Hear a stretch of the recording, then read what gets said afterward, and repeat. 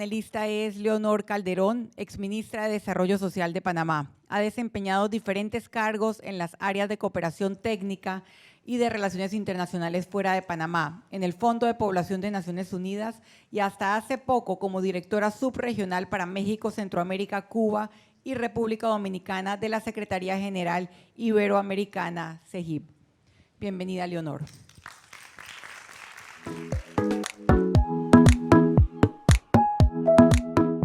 Lo primero que quiero hacer es agradecer a los organizadores, primero por organizar un evento tan afortunado como este y ponerle este nombre, Panamá, País de Oportunidades. Creo que es un momento muy importante para mirarnos todos así. Y agradecer a Colcherit por el honor de permitirme ser parte de este evento. Hoy día conversaré un poquito sobre esa vocación histórica que tiene Panamá como un país de tránsito y como un país de recepción de migrantes, así hemos sido siempre. Y cómo esa condición ha determinado lo que hoy somos y seguramente va a seguir determinando lo que seremos en un futuro. Yo creo que es muy importante hacer un poquito de historia. Además, es muy bueno hacer estas reflexiones. Aquí está nuestro señor alcalde en el día de hoy. El próximo año la ciudad de Panamá cumple 500 años de fundación, lo cual es un hecho nada menor. O sea, nos hace la capital más antigua de las Américas. No hay ninguna otra capital de la América continental, perdón, territorio continental, no insular. Y nos hace la primera ciudad y la más antigua en el litoral pacífico de todo el continente americano. Yo creo que no es nada menor, o sea, el evento al que nos vamos a encontrar el otro año. Creo que es importante hacer un poquitito de historia. Para Panamá, el 25 de septiembre de 1513, el descubrimiento del Mar del Sur, ya se llama descubrimiento porque fue un descubrimiento para los occidentales, pero el Mar del Sur ahí estaba, no lo habían conocido. Ese hecho probablemente fue tan importante o más que el 12 de octubre de 1492 para el mundo occidental, porque pone en contacto a Occidente con el océano, ni más ni menos, más grande del mundo. Y eso ocurre a través de Panamá, eso ocurre a través de nuestro territorio. Eso coloca por primera vez a Panamá en el mapa global. Nos pone en el mapa y realmente signa y sella nuestro destino. Panamá se convierte en un país de tránsito y realmente así hemos seguido funcionando siempre. Esos contactos tan tempranos que se dieron en el Istmo con el sur del continente, a veces nos olvidamos de ese contacto tan temprano que Panamá tuvo con Perú, porque toda la conquista del Perú se hace a través de Panamá, se hace a partir de Panamá. Santa Rosa de Lima, que dicen que era hija de un criollo panameño, San Martín de Porres, hijo de una mulata panameña, o sea, esos contactos, y algo que a veces no caemos en cuenta, como ese vocablo tan utilizado en Panamá, chola, es un vocablo andino, es un vocablo que se usa en Bolivia, en Ecuador y en Perú, no en Colombia, pero sí en Panamá. Qué curioso. Y aquí lo usamos con la misma acepción para la indígena mestiza, la indígena que ya no está en comunidad. O sea, estos vínculos fueron muy tempranos y muy estrechos. Y además Panamá es una tierra destinada a unir siempre. A mí nunca se me olvida que cuando estábamos terminando la gestión del doctor Ernesto Pérez Valladares, ya habían pasado las elecciones, estábamos en un momento de transición. Me va a visitar, yo estaba como ministra en ese momento, y me va a visitar un grupo de oración por la paz mundial, que eran unos señores de turbante, pero de Nueva York, indostanes, pero de Nueva York, y tenían este grupo de oración por la paz mundial, y querían, lamentablemente no se pudo hacer, ya nosotros no teníamos tiempo de gestionarlo, querían construir un templo para la oración por la paz mundial en Panamá. Y cuando yo les pregunté por qué el interés de que fuera en Panamá, me dijeron, no es porque nos guste mucho Panamá, que sí nos gusta. Esto lo hemos estudiado muchísimo. Y hemos estudiado cómo este territorio es un territorio destinado a unir. Antes, yo lo vi hace muchos años por primera vez en los museos del Smithsonian en Washington. Hoy lo podemos ver en el Biomuseo, cómo en la formación de los bloques continentales, primero están los dos grandes bloques del norte y sur del continente, Y al final, mucho más tarde en la formación geológica, surge el Istmo de Panamá y une los dos grandes bloques. Eso hoy lo podemos ver en el Biomuseo. O sea, eso me decían ellos. Panamá surge del océano para unir dos bloques y voluntariamente abre su territorio para unir dos mares. O sea, el destino de este territorio es unir y nosotros queremos que aquí sea ese centro de oración por la paz mundial. Entonces, esto es un elemento realmente bien interesante, ¿no? Y siempre hemos tenido a lo largo de nuestra historia, desde ese primer momento, oleadas cíclicas de personas que llegan, algunas pasan y se van, y otras muchas se quedan, y se han ido quedando a lo largo del tiempo, ¿no? Hay otro elemento bien importante de esa diversidad, como anécdota para decirla muy brevemente. Cuando iba a iniciar el nuevo milenio, se acercaron un grupo de personas que querían hacer una misa campal, una misa católica campal para recibir el milenio. Entonces yo les propuse que porque, siendo Panamá un país diverso donde habían muchísimos credos, tratáramos de hacer una ceremonia religiosa, espiritual, sí, pero interreligiosa, inclusiva, convocante. Y en ese momento era el presidente del Consejo Ecuménico de Panamá, el padre Néstor Jaén, jesuita, que era una persona muy abierta, y me dijo, claro que sí, el Consejo Ecuménico de Panamá puede convocar no solamente a las religiones ecuménicas, sino a otras religiones. Hicimos una convocatoria muy interesante y nos encontramos con más de 15 cultos vivos en Panamá, entre ellos de todas las religiones más importantes del mundo. Y fue una conversación no fácil al principio, porque realmente había algunas personas que tenían alguna resistencia, algunos grupos que tenían alguna resistencia, pero al final la conclusión a la que llegaron era que había que separar las diferencias y buscar las dos cosas que unían a todos los grupos, que era la creencia en un ser o en una fuerza superior que nos guiaba y el amor por la tierra que los había acogido. Entonces fue un elemento muy hermoso, ¿verdad?, de ver todo este proceso que se dio. Decíamos que efectivamente en Panamá cíclicamente nos han llegado muchísimos migrantes. Podemos recordar en la historia reciente, a mediados del siglo XIX, con el oro de California y la construcción del ferrocarril transísmico en Panamá, cómo llegaron esos primeros grupos de chinos al territorio nacional para la construcción del ferrocarril. Llegaron grupos de personas de la India también en ese momento y llegaron también muchos antillanos de una manera masiva a la construcción del ferrocarril. En algún momento se calcula que hubo muchos trabajadores, muchos miles, más de 5.000 trabajadores en todo este proceso. Y luego todo el auge que produjo todo este momento del tránsito también hizo que mucha gente se fuera quedando. Luego, un poquito más hacia fines del siglo XX, la construcción del Canal Francés. La presencia francesa a veces nos olvida, pero por ahí de repente nos lo recuerda nuestro vocabulario, cuando en vez de guisantes o arvejas, nosotros hablamos de petit pois. Y realmente así tenemos otras muchas cosas que las hemos ido asimilando totalmente. Hay algo que para nosotros es normal, pero que muchos extranjeros les llama la atención, que es el gran interés de las panameñas por perfumarnos. Las panameñas nos perfumamos y nos perfumamos bien, o sea, nos perfumamos con perfumes franceses. O sea, no es cualquier cosa la que vamos a comprar. Y yo no sé ustedes, pero yo sí conozco esto en muchos ministerios de Panamá, en donde llegan vendedores, unos señores árabes o hindúes, que llegan con unas maletas de perfumes caros y las muchachas que ganan los salarios más bajos y más básicos los compran a crédito, porque ellas no van a usar cualquier perfume. O sea, herencia francesa tenemos.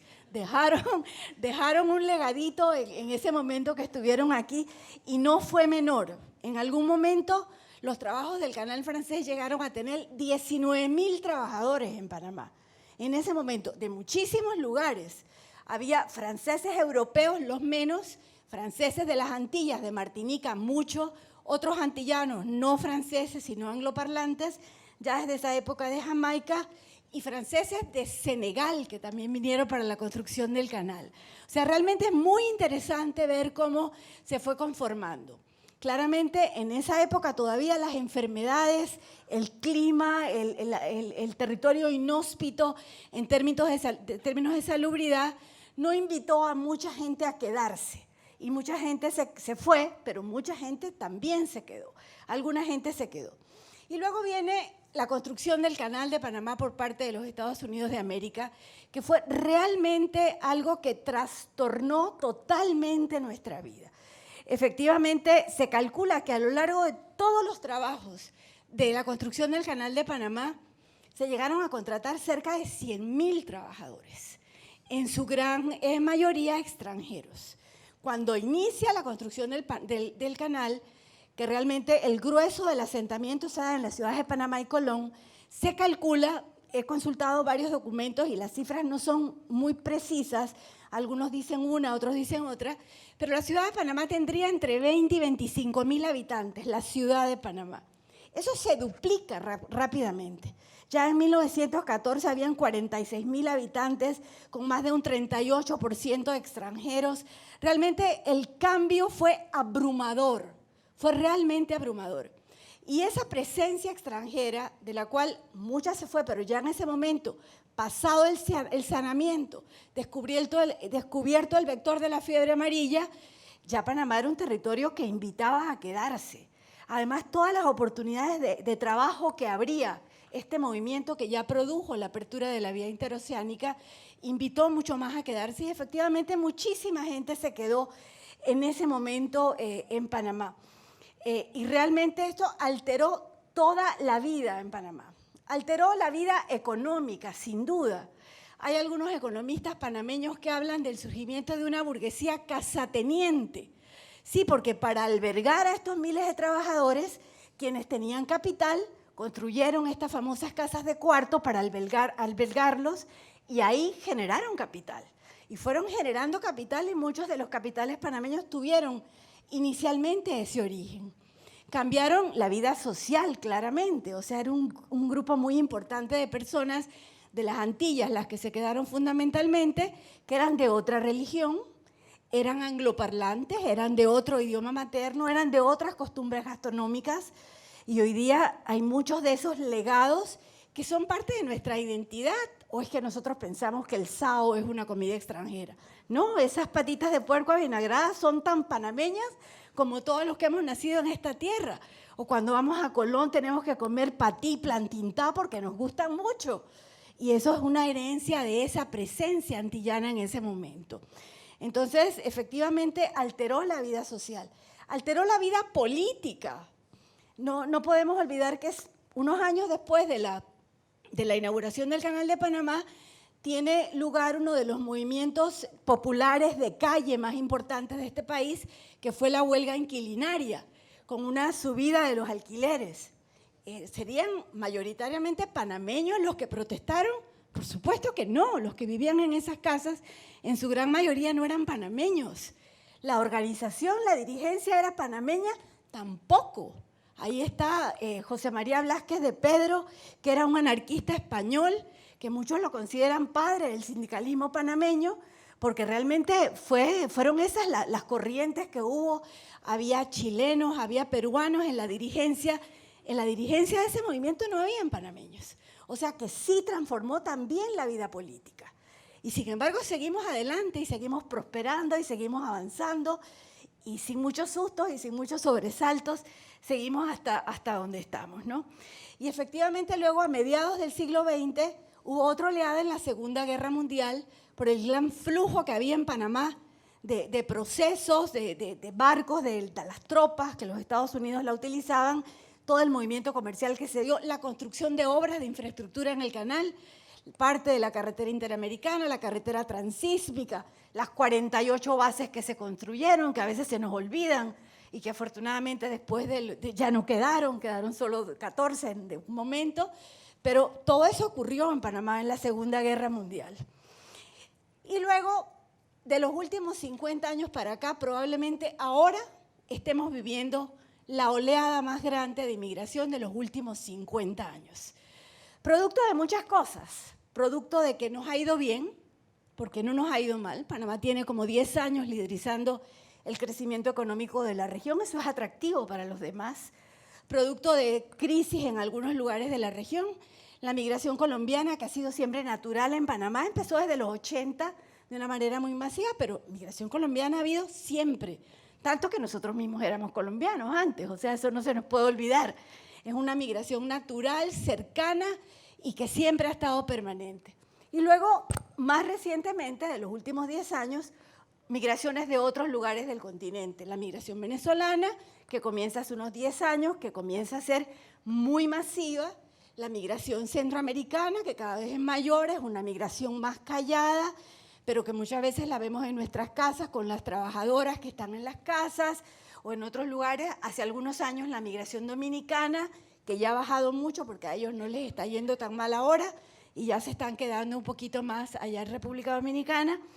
Pero efectivamente hago este recorrido un poco porque es importante reflexionar en lo que nosotros somos y seguiremos siendo. O sea, nosotros tenemos una sola casa, esta. No vamos a poder cambiar de dirección. Nuestra dirección es aquí, en el medio de los dos más importantes océanos del mundo y en la mitad del continente. Y esta es nuestra casa, vamos a seguir siendo un país con una posición geográfica muy atractiva para los demás, en donde mucha gente va a querer llegar, pasar y algunos quedarse. Y efectivamente el conocernos, el saber lo que somos, puede aminorar nuestros miedos aquí lo mencionaba nuestro primer orador, efectivamente, creo que alguien lo mencionaba, no recuerdo quién, no sé cuál, que hablaba de cuando empezaron estas expresiones en Panamá. El año pasado nos preocupamos mucho de Panamá para los panameños y todo aquello. Expresiones xenofóbicas que honestamente yo no había sentido ni había escuchado nunca en este país. Yo siempre menciono mi propio caso. Yo soy panameña de primera generación. Soy hija de padre y madre extranjeros que por voluntad y decisión escogieron este país para establecerse. Y yo no recuerdo nunca que en mi infancia, en la casa, el tema de que éramos una familia extranjera fuera un tema de conversación. Nosotros éramos unos niños panameños con padres extranjeros que teníamos algunas costumbres gastronómicas distintas, pero todos nos sentíamos tan panameños. Yo soy panameña por nacimiento, por lo tanto de pleno derecho, y soy panameña y de ningún otro lado. Creo firmemente en el jus soli, en el derecho del suelo. Uno es del lugar donde uno nace. Y así efectivamente cuando vemos todas estas familias que recién llegan a Panamá, tengan la seguridad de que sus hijos serán panameños, que van a querer a Panamá y que van a seguir aportándole a este país, a su crecimiento y a su desarrollo. Entonces, efectivamente hay que reconocernos como un país multicultural, que somos tránsito, que somos puente. Me encanta esa frase en la canción que el grupo Afrodisíaco llevó al Festival de Viña, con el que ganaron en la mejor música folclórica, que decían que Panamá es puente, puerto y puerta. O sea, me parece fantástica las tres expresiones.